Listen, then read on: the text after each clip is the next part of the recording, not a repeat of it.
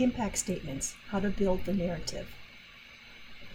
This is a presentation about gathering information and presenting it in an impact statement.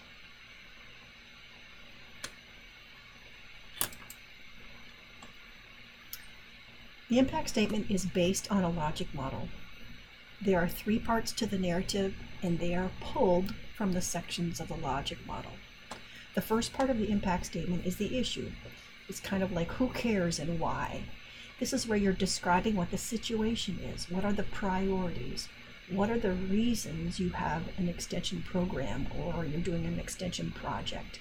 You're presenting information and that might be statistics, there might be prevalence rate or incident rates, or other kinds of information that describe the volume or the spread or the reach of the problem that you're working to address in extension. The second part of your impact statement is the section called What Has Been Done. From the logic model, you pull out the outputs.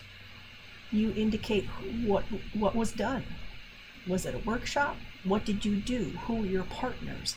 What were the products you used? What did you deliver? And you tell about all those kinds of activities. Describe it so that a person reading would understand what your program or project is. And then you describe your audience. Who was reached?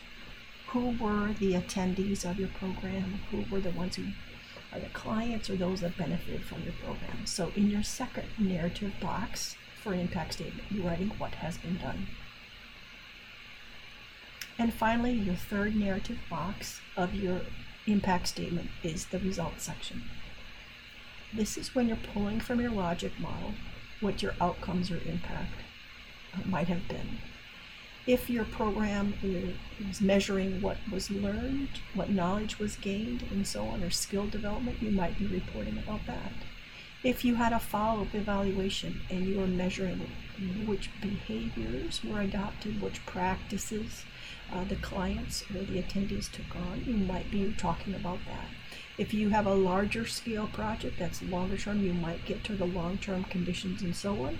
But for many of our typical projects, we may not get that far in the scale of time for reporting impacts. But overall, your logic model is the place to help you start to gather your thoughts and how you're going to write your impact statement.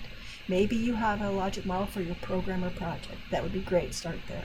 Maybe you don't have one. If that's the case, you might want to look to the program area or a similar overall conceptual logic model that might help you write your impact statement.